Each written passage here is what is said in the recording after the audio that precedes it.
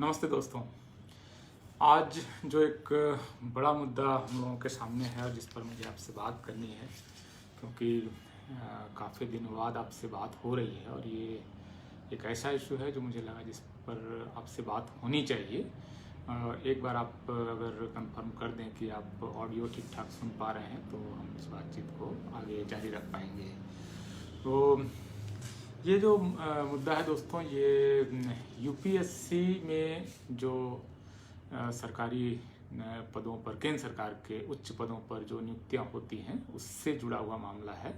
और जैसा कि आप जानते हैं कि यूपीएससी एक कॉन्स्टिट्यूशनल बॉडी है, एक संवैधानिक बॉडी है जिसका संविधान में प्रावधान है और उसका काम जो है वो ये है कि भारत सरकार के लिए नौकरशाही का वो चयन करती है। तो एक तरह से बहुत महत्वपूर्ण एक इसका काम है कि जो देश को चलाने वाली संस्था है उसमें नौकरशाही एक प्रमुख संस्था है और जिससे ये देश चलता है। आप समझ सकते हैं कि किस तरह से एक कलेक्टर जो आमतौर पर आईएएस के अपना फर्स्ट प्रमोशन के बाद बनता है या एक एसपी, वो कितना महत्वपूर्ण होता है। तो आगे चल जाते हुए वो जब वो कमिश्नर या एसएसपी, आईजी, डीजीपी या जॉइंट सेक्रेटरी, एडिशनल सेक्रेटरी और सेक्रेटरी तक बनता है, तमाम बड़े कॉरपोरेशंस में मैनेजिंग डायरेक्टर और ये सब बनता है। एक एक ऐसे अफसर के नीचे 40,000 50,000 तक सरकारी कर्मचारी होते हैं। तो ये यूपीएससी का जो काम है, खास करके सिविल सर्विस के अफसरों का जो चयन है, ये बहुत महत्वपूर्ण है।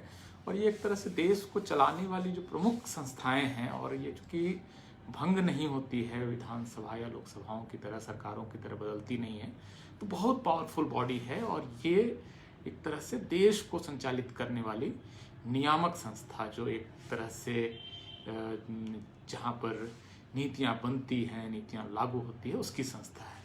तो यूपीएससी जिस तरह से इस नौकरशाही का चयन करता है, इस पर कड़ी नज़र हम सबकी होनी चाहिए।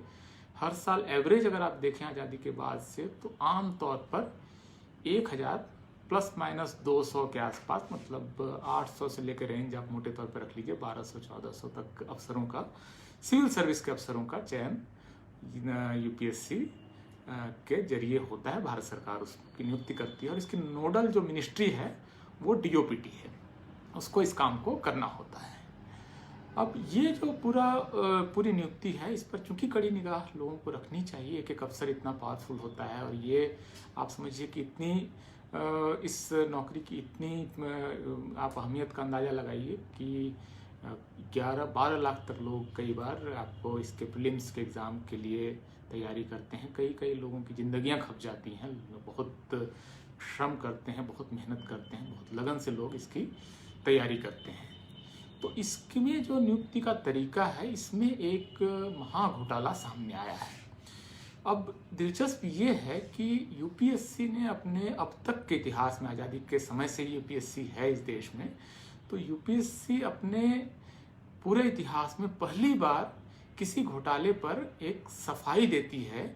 और ये सफाई दी जाती है 6 अगस्त को कि हम कोई घोटाला नहीं कर रहे हैं, हम नियमों के तहत नियुक्तियां कर रहे हैं। तो आप समझिए कि सोशल मीडिया पर जो इसको लेकर जो विवाद उठा है वो कितना महत्वपूर्ण है कि यूपीएससी को खुद सामने आकर इसकी सफाई देनी पड़ी है। अब ये मामला क्या है, इसको आप सारा गौर से सुनिए। बहुत सारे लोग चूँकि इस विवाद को पहली बार देख रहे हैं,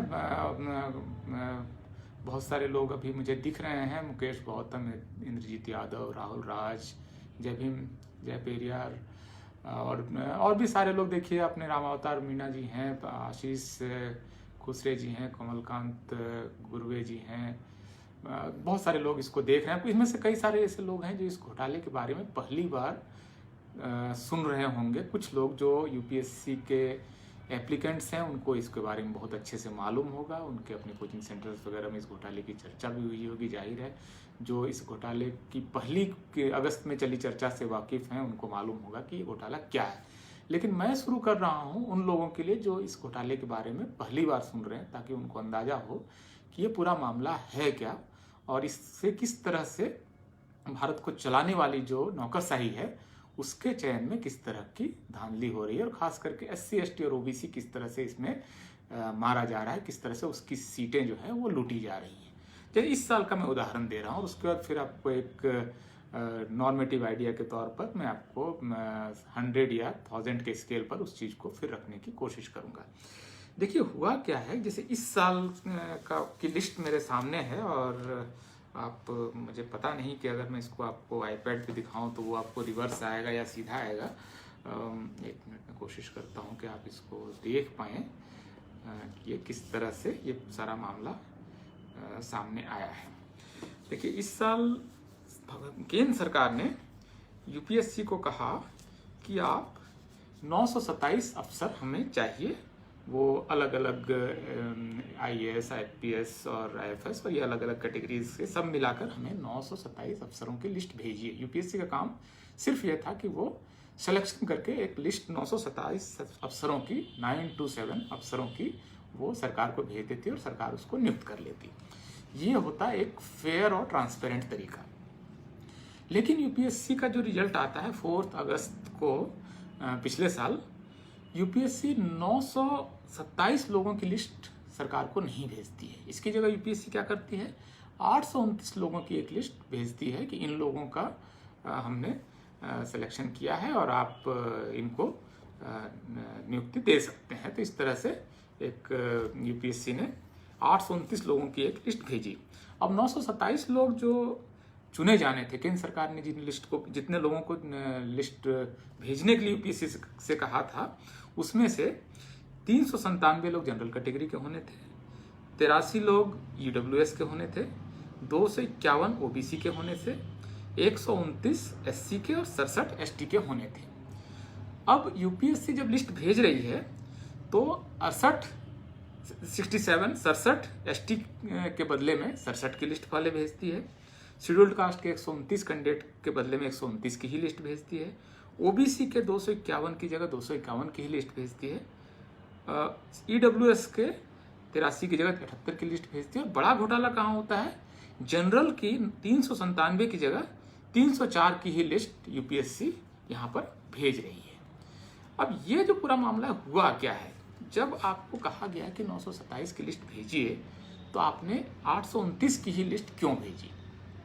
दरअसल हुआ क्या है दोस्तों कि पिछले साल, इस साल और इससे पहले के हर साल में ये जो जनरल मेरिट लिस्ट है इसमें एससी एसटी ओबीसी के लोग बड़ी संख्या में चुने जाते हैं। अब आपको 397 में 91 कैंडिडेट ऐसे हैं जो कि एससी एसटी ओबीसी के हैं। अब यूपीएससी को कोई एक ऐसा तरीका निकालना है जिससे कि ये 91 लोग बाहर हो जाएं और यहाँ पर फिर जनरल कैटेगरी जो है वहाँ पर फिर अपर कास्ट के लोग आ जाएं।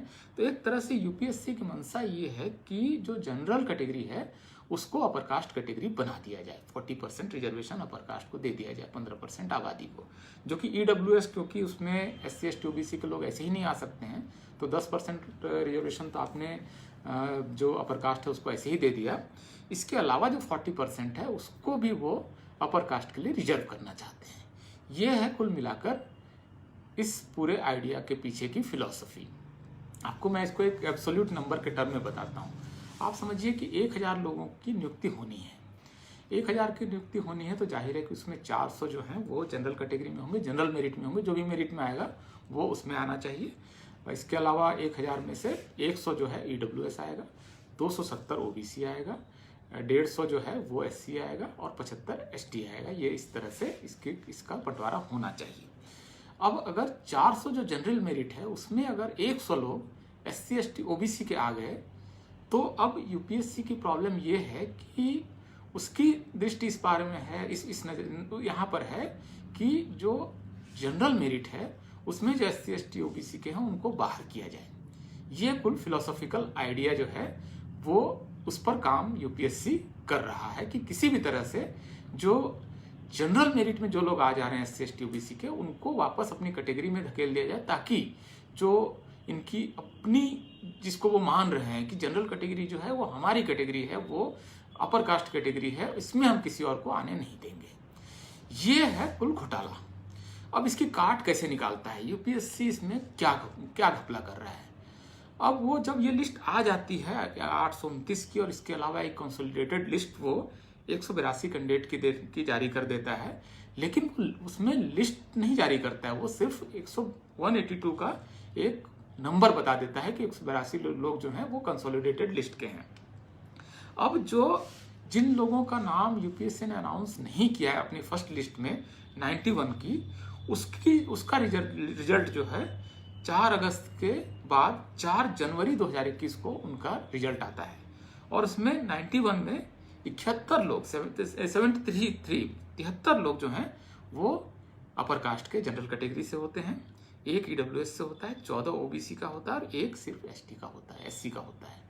तो ये जो लोग 91 लोग इसमें एससी एसटी और ओबीसी के आने चाहिए थे, इसकी जगह 73 सीटें निकालकर, बल्कि एक अगर ईडब्ल्यूएस को भी जोड़ लें तो 74 सीटें जो हैं उन्होंने यहाँ पर अपर कास्ट को दे दी है।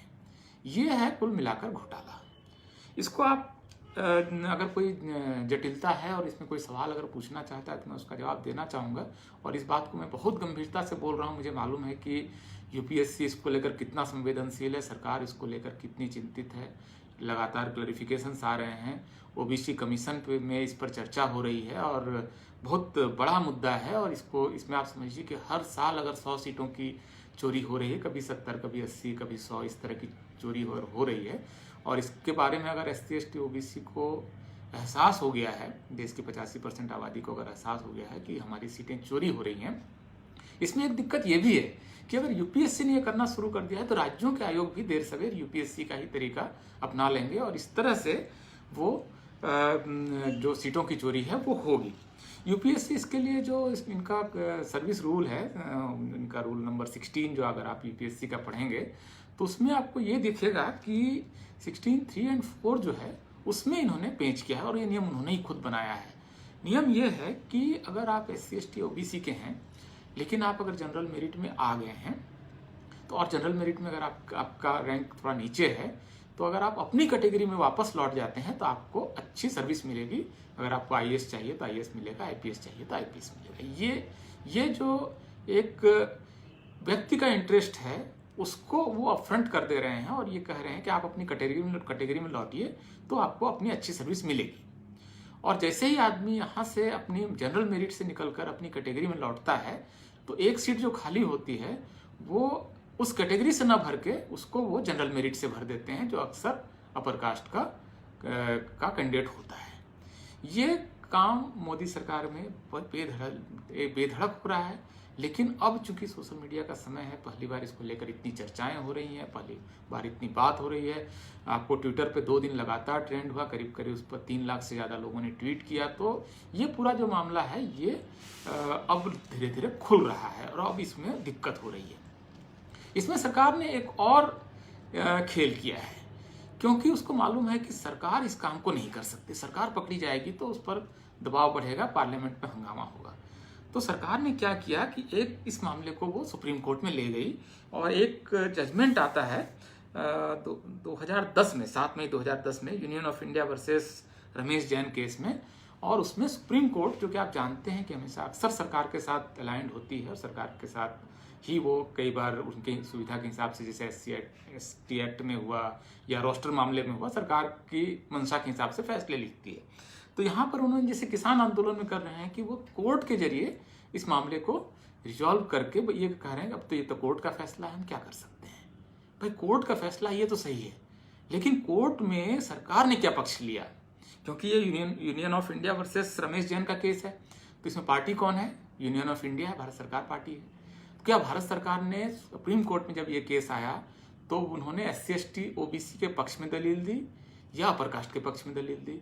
उन्होंने रिजर्वेशन के पक्ष में दलील दी या रिजर्वेशन के खिलाफ दलील दी?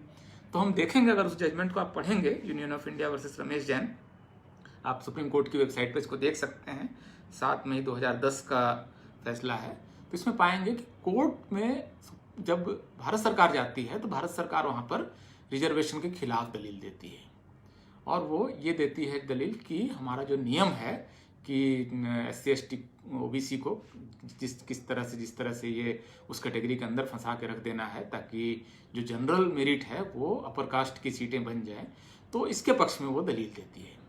अब ये दलील जो है ये बहुत दिलचस्प है। इसके बारे में आपको मैं पढ़ के सुनाता हूँ कि यूपीएससी ने जो 6 अगस्त को इसका क्लैरिफिकेशन दिया है वो क्लैरिफिकेशन क्या है वो ये बता रहे हैं कि for recommendation to the services post under civil service examination the commission strictly goes by the rule of examination as notified by the government of India. अब देखिए कि यहाँ पर पार्टी जो है वो सुप्रीम कोर्ट नहीं है, गवर्नमेंट ऑफ इंडिया ने एक रूल नोटिफाई किया है और 927 वैकेंसीज के बदले में जो वो 829 कैंडिडेट का वो लिस्ट जो जारी कर रहे हैं वो रूल 16.4 और 16.5 के तहत है। तो यहाँ पर आप देखिए तो एक तरह से यूपीएससी ये बात तो सही कह रही है कि वो नियमों के तहत कर रही है, लेकिन घोटाला तो नियमों में है। आपने नियम ऐसे बनाए हैं कि आप मजबूर कर रहे हैं SC ST OBC के मेरिट में आए हुए कैंडिडेट को कि आप अपनी कैटेगरी में जाइए ताकि हमारी जो बाकी की सीटें हैं वहां पर हम अपर कास्ट को वो सीटें दे सकें। तो ये घोटाला अगर साल दर साल इसी तरह चलता रहा और देर सवेर अगर राज्य सरकारों ने और उनके आयोगों ने भी अगर यही तरीका अपना लिया तो आप समझिए कि ये हर साल 20 से 30 हजार नौकरियों का मामला है, जो कि SC ST OBC की नौकरियां होंगी, लेकिन जो अपर कास्ट को चली जाएंगी, उनको लुटा दी जाएंगी। ये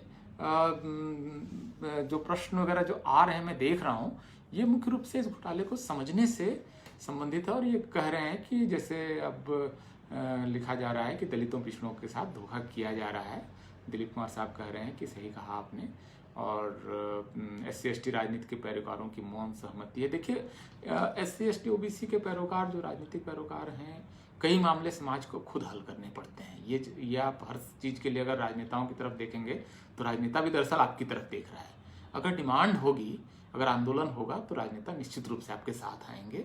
ऐसा नहीं है कि वो उनको इस वोट की चिंता नहीं है, क्योंकि देखिए अब इस नियम को बदलने की जो बात है वो केंद्र सरकार के स्तर पर हो रहा है। और आप देखेंगे कि बाकायदा DOPT ने प्रधानमंत्री के निर्देश पर 9 जुलाई को ये भी कहा कि सर्विस एलोकेशन जो हो रहा है उसमें फाउंडेशन कोर्स के आधार पर उनके सर्विस एलोकेट किए जाएं। तो अगर यूपीएससी अगर इसी प्रपोजल को यूपीएससी मान ले कि 927 की लिस्ट आप फाइनल कर लीजिए, पहले तो जितने कैंडिडेट आपको देने के लिए कहे गए, आपका काम परीक्षा लेकर एक लिस्ट बनाना है, आप इसमें कोई घोटाला मत कीजिए। 927 की टोटल मेरिट लिस्ट आप भेज दीजिए। आप ये मत कीजिए कि हम 800 की भेज देंगे और 700 की भेज देंगे और बाकी हम एक लिस्ट छुपा के रख लेंगे, जो कि 4-5 महीने बाद जब पूरा मामला ठंडा पड़ जाएगा तो हम उसमें एक लिस्ट लाकर आपको रख देंगे। तो ये जो घोटाला है इसको असल में रोकने के लिए इस समय बहुत ज़बरदस्त दबाव है। बाकायदा PMO की तरफ से इस पर लिखा गया है। मैं आपको बताऊं कि Lal Bahadur Shastri national academy of administration में ये मामला 25 जून को आया था, कंबाइंड फाउंडेशन कोर्स का। तो ये असल में PMO की तरफ से देखिए ये रिपोर्ट भी हुआ है कि 100 दिन का एक कंबाइंड फाउंडेशन कोर्स का प्रोग्राम हो, जिसके लिए रिकमेंडेशन PMO ने किया है। तो ये मामला दरअसल अब वहाँ पर है जहाँ पर अगर आपकी तरफ से ये दबाव बनता है। अगर देखिए अब दिल्ली शहर में ही कम से कम SC ST OBC के 3 से 4 लाख बच्चे क्या मतलब बड़े लोग भी यूपीएससी की तैयारी कर रहे हैं। उनमें अगर थोड़ी सी भी जागृति हो, थोड़ी सी भी चेतना हो, तो वो इतनी मेहनत आखिर कर क्यों रहे हैं? इतनी मेहनत कर रहे हैं क्योंकि वो सिविल सर्विस में सेलेक्ट हों। लेकिन सिविल सर्विस की टोटल सिलेक्शन का एक मेजर हिस्सा, जो अच्छा खासा हिस्सा है, मतलब 10% हिस्सा तो एक तो EWS को चला गया, और उसके अलावा 10% अगर कंसोलिडेटेड लिस्ट के नाम पर छिपा कर किसी को बाद में दे दिया जाए, तो इतना बड़ा फर्जीवाड़ा उनके आंखों के सामने से हो रहा है, जिस पर कि इतनी सारी चर्चाएं हैं। मतलब भारत का कोई अखबार नहीं है जिसने कि यूपीएससी स्कैम पर खबर ना लिखी हो। आप हिंदुस्तान टाइम्स से लेकर हिंदू और टाइम्स ऑफ इंडिया तक में इससे रिलेटेड खबरें छप रही हैं। सिर्फ इस महाघोटाले को पकड़ने की जरूरत है, इसको लोगों को बताने की जरूरत है, और इसको लेकर जरूरत पड़े तो यूपीएससी या केंद्र सरकार में प्रदर्शन करने की जरूरत है, और जरूरत पड़े तो वहाँ जो SC ST OBC के सांसद हैं, बाकी सांसद, उनसे बात करने की जरूरत है कि आप इस मामले को उठाएं, क्योंकि ये समाज से जुड़ा हुआ मामला है। देखिए अब एक बार मैं आपको रिकैप कर रहा हूँ पूरे मामले को, दोबारा सिर्फ एक बार स्पष्टीकरण करने के लिए कि ये पूरा मामला है वो क्या है। वैसे तो एक चीज़ देखिए कि आप यूपीएससी का कॉन्स्टिट्यूशन है जिस तरह से बना है, जो इस तरह से इसका गठन हुआ है, मैं आपको बता दूं। चेयरमैन प्रदीप कुमार जोशी, मेंबर भीमसेन बस्सी, फिर AS भोंसले, सुजाता मेहता, मनोज सोनी, नागराज साहब, व्यास साहब, अनंत, चौबे, राजीव नयन चौबे। मतलब इस पूरे यूपीएससी की कमीशन में इस समय SC ST OBC का कोई सदस्य नहीं है। तो ये अब केंद्र सरकार की मर्जी के बगैर नहीं हो रहा है कि ये यूपीएससी को बनाया ही गया है एक अपर कास्ट बॉडी की तरह जो अपर कास्ट के हितों की रक्षा का काम कर रही है। सरकार अगर जानना चाहेगी कि भाई अब जो लिस्ट को किस तरह से बनाया जाए तो इसके बारे में बात हो सकती है, सारा कुछ हो सकता है, क्योंकि लेकिन भारत में अभी तक रिजर्वेशन का जो उल्लंघन है वो कोई अपराध नहीं है। इसके लिए कोई एक्ट नहीं है कि कोई अधिकारी अगर रिजर्वेशन का उल्लंघन करके सीटों को इधर से उधर कर दे तो कोई उस पर मुकदमा हो। ऐसा कोई नियम नहीं बना है, ऐसा कोई एक्ट नहीं बना है। ये सब गवर्नमेंट ऑर्डर से चल रहा है, बहुत मनमाने तरीके से चल रहा है। और हमारे जो नेता हैं, जो सोशल जस्टिस के नेता अब तक रहे हैं, उनका ध्यान अभी बहुत बुनियादी मुद्दों की तरफ रहा है। इन बारीकियों में और इन शातिर चाल जो है, जातिवादियों की जो शातिर चाल है, उसको पकड़ना और उसको लेकर फिर आंदोलन करना, फिर पार्लियामेंट में उसको लेकर हंगामा करना, फिर नियम बनवाना। इसकी जो जटिलताएं हैं ये तभी हल होंगी जब समाज का प्रबुद्ध तबका, पढ़ा लिखा हिस्सा, जो इन बातों को समझता है, जो इन जटिलताओं को समझता है, जिसको बात कर सकता है, वो जब इन मुद्दों को उठाएगा तो निश्चित रूप से इस बारे में चर्चा होगी। एक बार मैं फाइनल रिकैप कर देता हूँ कि ये घोटाला क्या है और इसके बारे में आपको किस तरह से क्यों बात करनी चाहिए। देखिए, इस साल जो 2020 में जिसका रिजल्ट आया है और 2021 तक जिसका रिजल्ट आया, उसमें केंद्र सरकार ने यूपीएससी से कहा कि आप 927 सेलेक्टेड कैंडिडेट की लिस्ट हमें भेजिए, जिसको कि हम IAS IPS और तमाम काडर में रखेंगे। 927 की लिस्ट केंद्र सरकार ने यूपीएससी से मांगी। यूपीएससी ने अपनी तमाम परीक्षाएं ली, इंटरव्यूज किए और इसके बाद 927 की जगह 829 लोगों की लिस्ट 4 अगस्त 2020 को भेज दी। 927 की लिस्ट मांगी गई, लिस्ट भेज दी गई 829 की, और 4 अगस्त के कई महीने बाद 4 जनवरी 2021 को फिर और एक लिस्ट आ जाती है, जिन कैंडिडेट का वो 4 1 5 6 3 9 89 कैंडिडेट की एक लिस्ट फिर आती है। और इस तरह से यूपीएससी टोटल 927 लोगों की लिस्ट भेजती है। घोटाला ये है कि 927 लोगों का नाम जब केंद्र सरकार ने मांगा, सेलेक्टेड कैंडिडेट का, आपने परीक्षा 927 लोगों के लिए ली, आप 829 लोगों की लिस्ट क्यों भेज रहे हैं? और इसके बाद जो लोग रिजर्व लिस्ट है उसके नाम आप उस समय क्यों नहीं डिक्लेयर कर रहे हैं? नाम आप क्यों छुपा रहे हैं? आप यूपीएससी के साइट पर जाकर चेक कीजिए, तो जो रिजल्ट आएगा उसमें वो जो फाइनल रिजल्ट है उसके सारे 927 लोगों के नाम आपको एक जगह कंसोलिडेटेड नहीं मिलेंगे, वो बिखरा हुआ जगह जगह रहेगा, ताकि इस आंकड़ों को ठीक से कंपाइल करके इसको, इन जटिलताओं को ना समझा जाए। इसमें होता क्या है कि जो लोग इसमें जनरल मेरिट में आ जा रहे हैं SC ST OBC को, उनको जनरल मेरिट से बाहर करके जो जनरल मेरिट है उसको अपर कास्ट की लिस्ट बनाने की पूरी साजिश है। ये फिलॉसफी है, ये आइडिया है इस पूरे करप्शन के पीछे। अब जैसे अगर ये लिस्ट अगर पूरी 927 की भेज दी गई होती तो ओम बिरला की बेटी का सिलेक्शन सिविल सर्विस में नहीं होता। ये सिलेक्शन सिर्फ इसलिए हुआ है क्योंकि यूपीएससी ने घोटाला करके 927 में से 89 कैंडिडेट की लिस्ट बाद में भेजी है और SC ST OBC के लोगों को उस लिस्ट से निकाल कर वहाँ पर 73 जो जनरल कैटेगरी है, जो अपर कास्ट के लोग हैं, उनको उन्होंने भर दिया है। और एक एक अफसर कितना पावरफुल होता है, जो मैंने आपको शुरू में ही बताया कि एक सिविल सर्विस का एक अफसर कितना महत्वपूर्ण होता है और कितना असर बिल्ड करता है। सीनियर होते जब चला जाता है वो कमिश्नर से लेते हुए, जब वो जॉइंट सेक्रेटरी और एडिशनल सेक्रेटरी और भारत सरकार का सेक्रेटरी बनता है, तो कितना वो असर दिखाता है, वो कितनी पॉलिसीज़ में इम्पैक्ट करता है, कितनी नियुक्तियां वो करता है। तो ये घोटाला है। हम सिर्फ इसमें मामले में चाहते हैं कि सरकार जितनी अफसरों की नियुक्ति करना चाहती है, यूपीएससी एक मुश्त उतने लोगों की लिस्ट सार्वजनिक करे, उसको पब्लिक करे, अपनी वेबसाइट पर डाले, ताकि लोग फेयर तरीके से, ईमानदार तरीके से जो परीक्षा दे रहे हैं वो चुनकर आएँ और वो देश को चलाएं, वो उससे देश की नौकरशाही बने। ये चोरी छिप के जो आपने 89 लोगों की लिस्ट बाद में जारी की, और इसके लिए आपने जो खेल किया कि आप इस लिस्ट से उस लिस्ट में चले जाइए और अपनी कैटेगरी में चले जाइए, भाई आप ऐसा क्यों कर रहे हैं? आप 927 की कंसोलिडेटेड लिस्ट जारी कर लीजिए। उसके बाद आप उसमें से जो ओबीसी का कैंडिडेट जनरल मेरिट में आ गया है उसको आप ओबीसी लिस्ट के ऊपर रख के उनको आप सर्विस दे सकते हैं। दिक्कत क्या है, समस्या क्या है? आप साजिश सिर्फ इसलिए कर रहे हैं क्योंकि आपकी मंशा खराब है, आपकी मंशा नीयत खराब है। आप SC ST ओबीसी के लोगों को दबा कर रखना चाहते हैं। तो इसको अगर आप समझ पा रहे हैं तो ठीक है। अगर आप इससे रिलेटेड कोई और क्वेश्चंस अगर आप पूछते हैं तो मैं इसका जवाब देने की कोशिश करूंगा।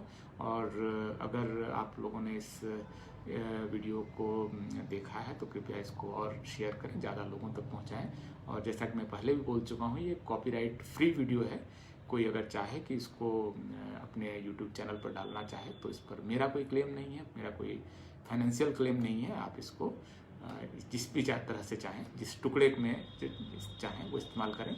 और UPSC से हमारी यही गुजारिश है, अगर मैं कोई गलत बात कर रहा हूँ, कोई डिफेमेटरी है, कोई गलत अफवाह फैलाने की कोशिश कर रहा हूँ, तो वो चाहें तो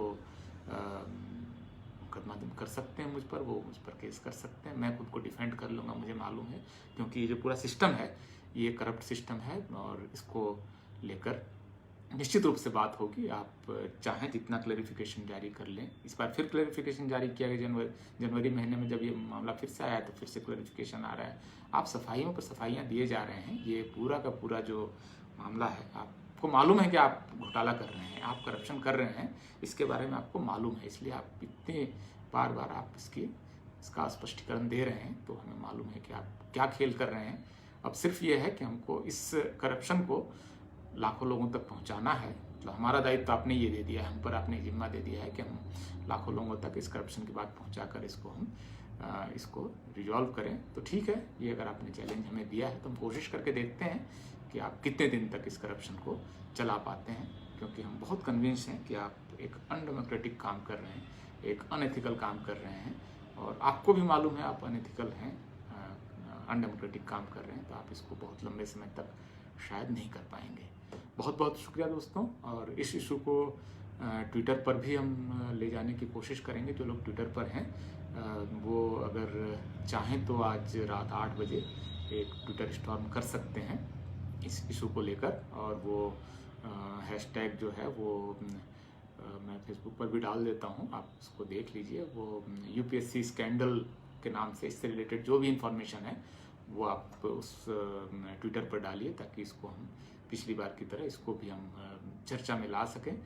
मुद्दे बहुत हैं, बहुत सारी चर्चाएं हो रही हैं, तमाम खुदरा इश्यूज़ हैं, लेकिन ये एक ऐसा इशू है जिसको अगर SC ST OBC खुद नहीं उठाएगा तो फिर कोई नहीं उठाएगा। जो मतलब सेकुलर और कम्युनल दोनों जो सवर्ण पत्रकार हैं उनमें से कोई भी इस इशू को उठाने वाला नहीं है। इस इशू को अगर उठाना है तो हमारे समाज के अपने प्रबुद्ध लोगों को ही इस इशू को उठाना पड़ेगा, क्योंकि आप जानते हैं कि जो सवर्ण पत्रकार होगा वो अपनी जाति हितों से बंधा होगा और इस इशू को तो नहीं उठाएगा।